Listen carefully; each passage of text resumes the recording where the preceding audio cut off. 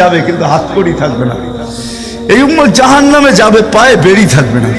এই উম্মত জাহান্নামে যাবে, গলায় শিকল থাকবে না। এই উম্মত জাহান্নামে যাবে, চেহারা কালো হবে না।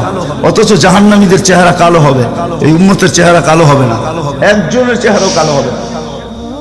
ফেরেশতা জিজ্ঞেস করবে, আল্লাহ চেহারা তো ঝকঝকে, গলায় নাই শিকল, পায়ে নাই বেড়ি, হাতে নাই হাতকড়ি, এটা আবার কি পাঠায় দিলেন? তো আল্লাহ জবাব দিবে, আমার বন্ধুর উম্মত, খবরদার।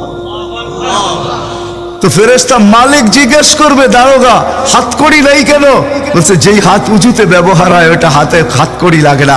যেই পাও মসজিদের দিকে চলে ওই পায়ে বেড়ি লাগে না।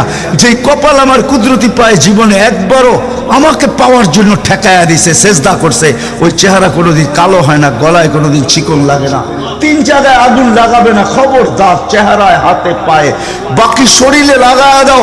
আগুনকে যখন মালিক হুকুম দিবে ধরার জন্য, আল্লাহ আমাদেরকে শিখায় দিবে, স্মরণ করায় দিবে, আমরা কলেমা পড়তে থাকবো। আগুন আসবে আর যাবে, আসবে আর যাবে, ধরবে না। একবার, দুইবার, 3বার হবে। মালিক কোরা চার্জ করবে, লাঠি চার্জ করবে, ধরিস না কেন? তো আগুন বলবে, লাইসালি সুলতানুন আলা মান ক্বালা লা ইলাহা ইল্লাল্লাহ মুহাম্মাদুর রাসূলুল্লাহ। এই কলেমা যে পড়ে তাকে ধরার ক্ষমতা আমার নাই।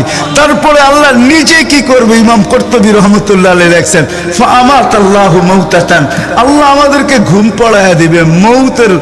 মৌতের যেরকম ঘুমের দোয়া, মৌতের দোয়া আর ঘুমের দোয়া একই দোয়া।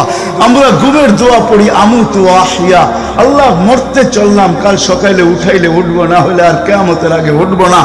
তো ঘুমো মৌত, আল্লাহ ঘুম পড়ায়া দিবে। আযাব ঘুমের ভিতরে কমপ্লিট করে আল্লাহ বাহির করে নিয়ে নিবে। নবীর সুবাদে, নবীর সুবাদে।